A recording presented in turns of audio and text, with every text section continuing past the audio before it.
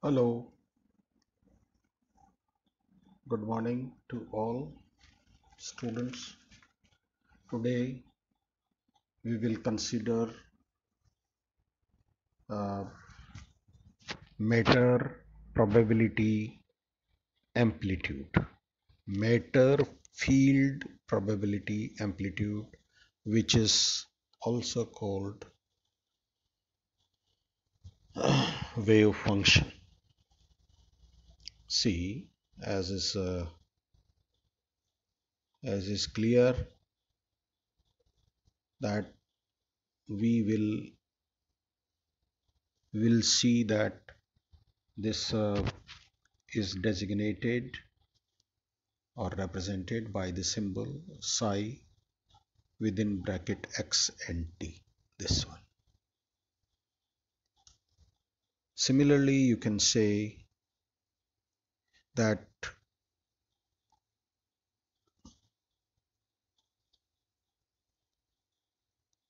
quantum probability amplitude, here the word quantum represent the dual nature of existence, either in matter form or wave form.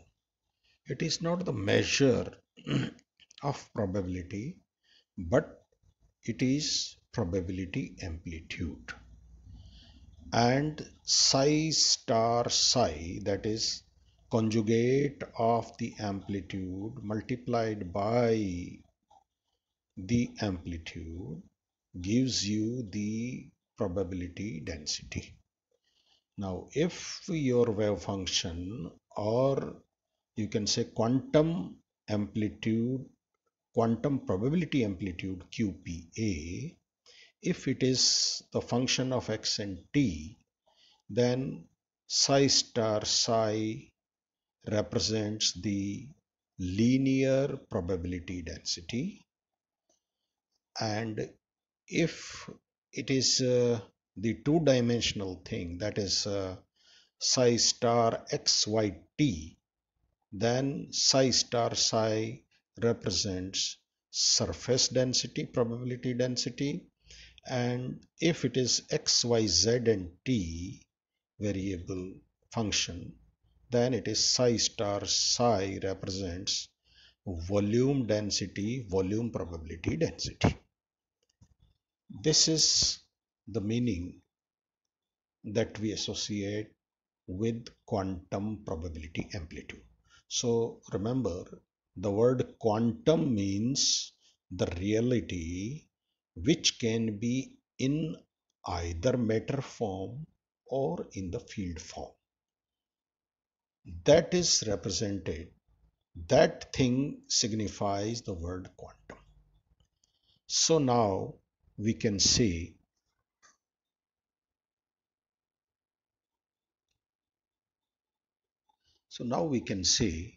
that if we take the function, wave function, or quantum probability amplitude QPA as e to the power iota kx minus omega t, bracket closed, or sine bracket kx minus omega t, or cos x kx minus omega t type of wave represent the quantum probability amplitude, let us say, of energy E and momentum P. Then the free particle, free particle means what? And a total energy is given by P square by 2m, that is the kinetic energy, no potential energy, and the momentum is given by product of mass and velocity. So we get that for a free particle of energy E and momentum P, there is a wave with lambda, where lambda is given by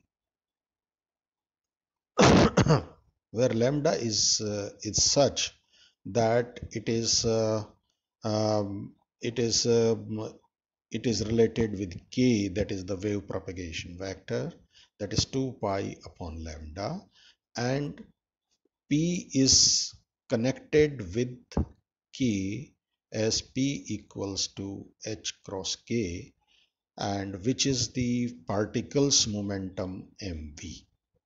So for a particle of momentum mv, that is P, we have h cross K, where h cross is the Planck's constant divided by 2 pi. And this K is related with lambda, that is 2 pi upon lambda, that is the wavelength of the particle field or wave associated with the particle of momentum mv. Now, this and the frequency related with this free particle is what? Nu. Nu is related with omega, angular frequency, that is omega is 2 pi nu, where E equals to h cross omega. And h cross omega is what? Energy of the particle, that is p square upon 2m. That is what it means. And if I relate it in a most general way, in the relativistic form, then I get mv c square upon v, because the total energy of the particle of mass m is mc square, and we multiply it by v and we divide it by v, so it is mv c square by v. That is the form that is convenient to say that it is energy is p c square upon v. That is what we want to know. Similarly, if I say that uh, then we get that there is a problem if we associate a single wavelength, single frequency wave with a particle of energy E and momentum P. Then there is a problem, and this problem is that the field or the wave moves with phase velocity v phase, which is called omega by k, and omega and k, if we see our previous association, it will give us E by P, that is c square upon v. That is the thing which says that phase velocity of the wave is c square by v, which is more than velocity of light. That is not feasible. That is not feasible. That is the problem of this association.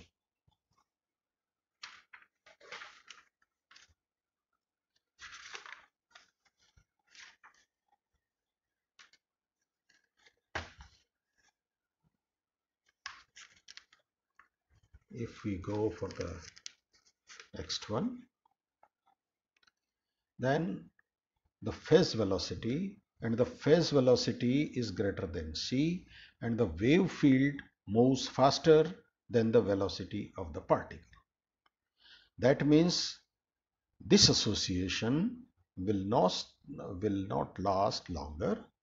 It will disperse. So the association of a particle with this kind of field, monochromatic field, will not last and it will disperse. So this association is not for the whole period of time that was physically meaningful. If we see the intensity, then the intensity of field is constant, because e to the power I omega something and e to the power minus I star of that, that is the complex conjugate of it, will be constant. So we will not be able to differentiate the variation in the intensity in the space, so we cannot identify where our particle is localized. Therefore, in such associations, delta x, that is uncertainty in the position, goes to infinity. Physically, a particle moving with velocity v is at x equals to x0 at t equals to t0. Remember?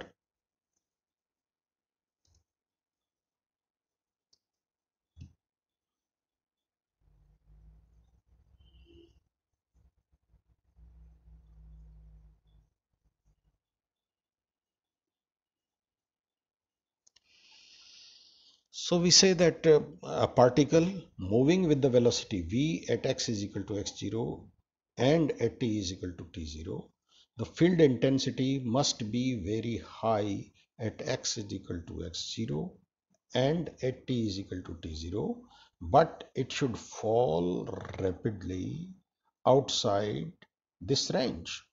That means delta x, outside delta x to delta x, it should go down and it becomes insignificant outside this range. So the particle is localized within plus minus delta x region around x is equal to 0.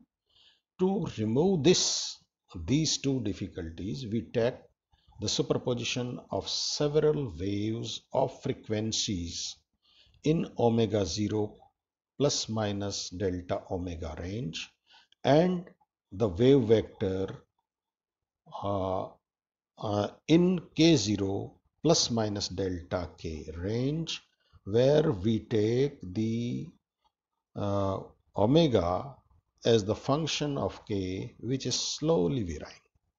Then by Taylor series we can expand it around omega of k0. So omega k equals to omega k0 plus k minus k0 d omega by dk, and next term is k minus k0 upon factorial 2 square and d2 omega by dk square. That is what we get, this equation. And in the next phase of the approximation, if we take that second derivative is taken as 0 because it is a slowly varying function, so d omega by dk exists and all other higher derivatives can be neglected.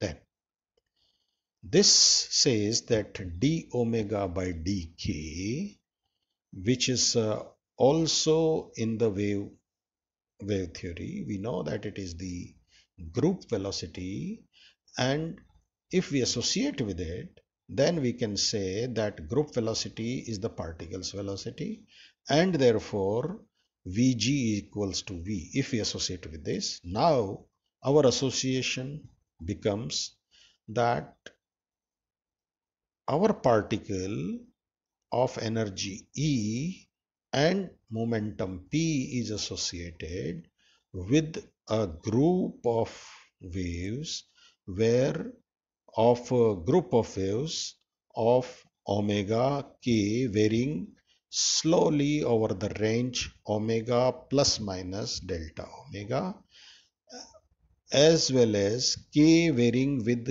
k0 plus minus delta k range. If we apply Fourier analysis in this superposition, remember, if we apply Fourier analysis for this group, then we say that omega k varies in the range de omega 0 plus minus delta omega, while the variable k varies in the range k0 plus minus delta k, and this superposition gives us the particle which is localized in x0 plus minus delta x. This sort of superposition gives us the spatial localization in this and time localization in t0 plus minus delta t. That is what is meant by superposition principle of which by constructing the group by constructing the associated group of waves with the particle. This pulse, which is the group of waves superposed, this moves with velocity of the particle Vg, which is equal to d omega by dk, and the waves, component waves, move with the phase velocity omega of omega by k. That may be large, but that we are not measuring those velocities. So by applying this, we say that delta x and delta k, they are greater than or equal to 1, and if we take the standard deviation in as delta x, then delta x and delta k is the standard deviation of the Gaussian distribution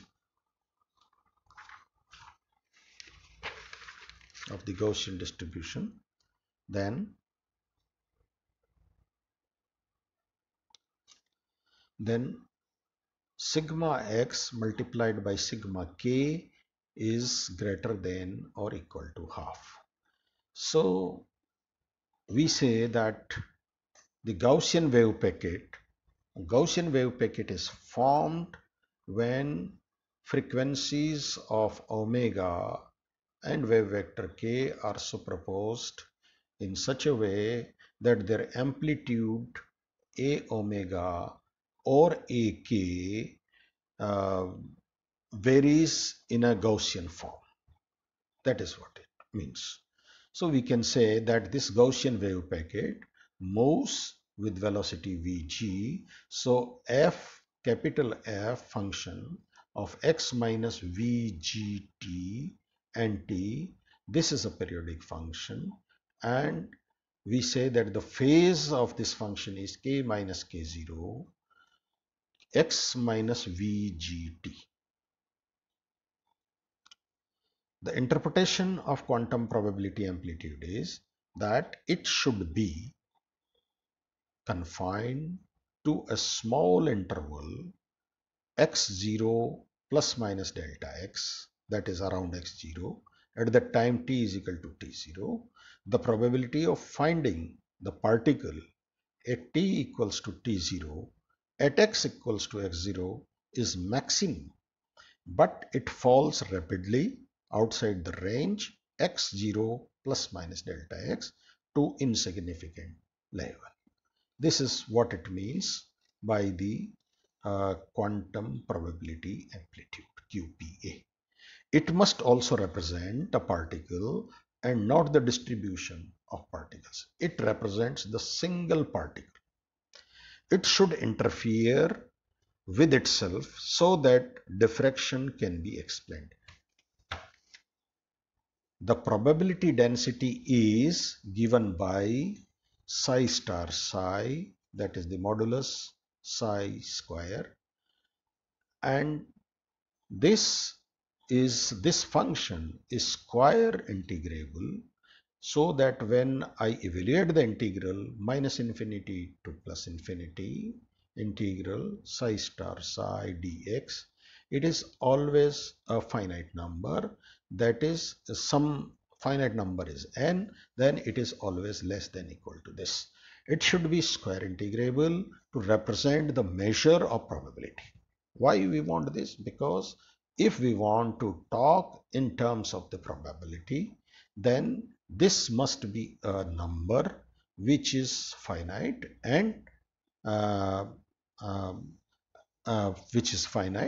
the function should be integrable.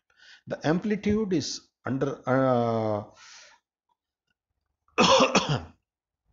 remember, the amplitude, quantum probability amplitude, is undetermined up to the complex phase factor, say e to the power iota alpha. So when we talk about the quantum probability amplitude, they may differ by some phase factor, but ultimately they will yield the same probability. They cannot be differentiated physically. So physically, quantum probability amplitude refers to a quantum or a particle or interaction field, so that it must be finite, it must be single valued function, it must be a continuous function, and it must be square integrable.